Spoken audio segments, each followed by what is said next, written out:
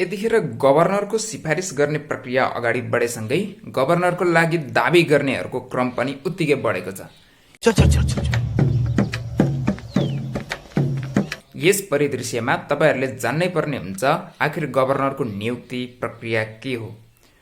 यो ठुलो टाउको दुखाइको विषय नै होइन। यदि तपाईले नेपाल राष्ट्र बैंक ऐन 2058 को दफा 15, 17, 18 र 20 लाई राम्ररी पढ्नुभयो भने गभर्नर नियुक्ति प्रक्रिया बारे त्यहाँ मजाले स्पष्ट उल्लेख गरेको पाइन्छ।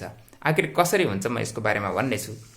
गभर्नर सिफारिसका लागि अर्थात् गभर्नर नियुक्तिका लागि अर्थमन्त्रीको संयोजकत्वमा 3 जनाको एउटा सिफारिस समिति बन्नेछ र त्यो सिफारिस समितिले 3 जना गभर्नरको नाम सिफारिस गर्छ प्रधानमन्त्री परिषद समक्ष र मन्त्री परिषदले एकजना योग्य गभर्नर नियुक्ति गर्नेछ र त्यो नियुक्ति भएको गभर्नर पुनः एक कार्यकालका लागि त्यो टेन्युर थपिनेछ। यिनीहरूको कार्यकाल 5 वर्षको हुन्छ।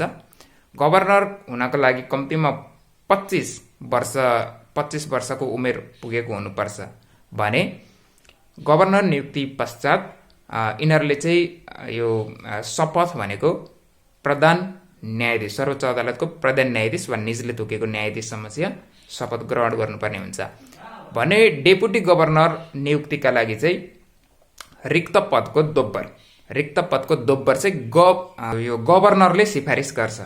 गभर्नरले सिफारिस गरेको अवस्थामा मन्त्री परिषदले नै छान्ने हो र अन्य यो उमेरका हदहरू चाहिँ गभर्नर जस्तै हुन्छन् तर यिनीहरूले शपथ ग्रहण गर्नुपर्दा गभर्नर समक्ष शपथ ग्रहण गर्नुपर्ने हुन्छ।